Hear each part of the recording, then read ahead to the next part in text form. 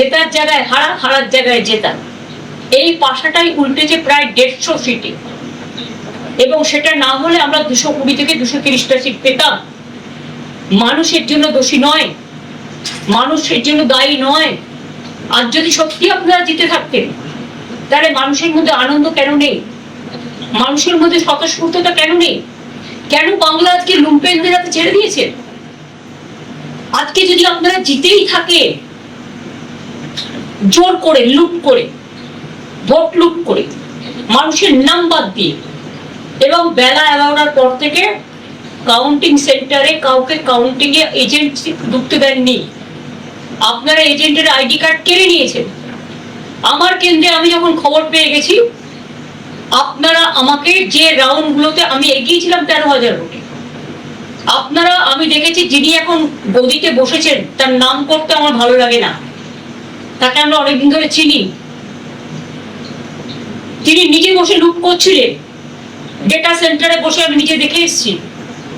আমাকে ঘাট ধাক্কা দিতে দিতে তাড়িয়ে দেওয়া হয়েছে, হলের বাইরে বের করে দেওয়া হয়েছে। সিআরপিএফ আর বিজেপি কর্মীরাও আমি শুনেছি পুলিশের ড্রেস পরে, সিআরপিএফ এর ড্রেস পরে ভেতরে বসেছিল। আর যারা ডেটা সেন্টারে বসেছিল তারা কিন্তু সবটাই বিজেপির আইটি সেন্টারের লোক ছিল বলে আমি শুনেছি। আমি সহ, আমার চিফ ইলেকশন এজেন্ট সহ, আরো 4টে দল সহ অন্যান্য পার্টির এজেন্টদের সবাইকে বের করে দেওয়া হয়েছিল। তারপরে রেজাল্টটা ডিক্লেয়ার করেছে জেতার জায়গায় হারা, হারার জায়গায় জেতা, এই পাশাটাই উল্টেছে প্রায় 150 সিটে।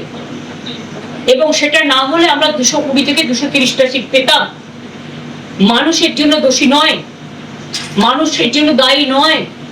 আর যদি সত্যি আপনারা জিতে থাকতেন, তাহলে মানুষের মধ্যে আনন্দ কেন নেই? মানুষের মধ্যে স্বতঃস্ফূর্ততা কেন নেই? কেন বাংলা আজকে লুম্পেনদের হাতে ছেড়ে দিয়েছে? যারা মাথায় ফেট্টি পরে আর মোটর বাইক নিয়ে লুট করছে মানুষের ঘর, পার্টি অফিস লুট করছে, বাড়ি লুট করছে, মা বোনদের আত্মসম্মান লুট করছে। মহিলা ধর্ষিত হবার পরেও ভগবানপুরে মুখ খুলে বলতে পারেনি, মন খুলে, যে আমি ধর্ষিত হয়েছি। কারণ সেখানে বিজেপি কাকে নামিয়েছে? রাষ্ট্রীয় সন্ত্রাসের নামে যে ফৌজ, যারা মানুষকে, ফৌজ মানে প্রশাসন, রাজ্য প্রশাসন, যারা মানুষকে নিরাপত্তা দেবেন, আজকে রক্ষক হয়ে গেছে ভক্ষক। আমিও এতদিন প্রশাসন চালিয়ে এসেছি, আমি কোনোদিন প্রশাসনে যারা পুলিশের উর্দি পরে অনেক কাজ করে তাদের প্রতি আমার শ্রদ্ধা আছে। আমার সাথেও তো তারা কাজ করেছে, আমরা কখনো এসব জিনিস করতে বলিনি।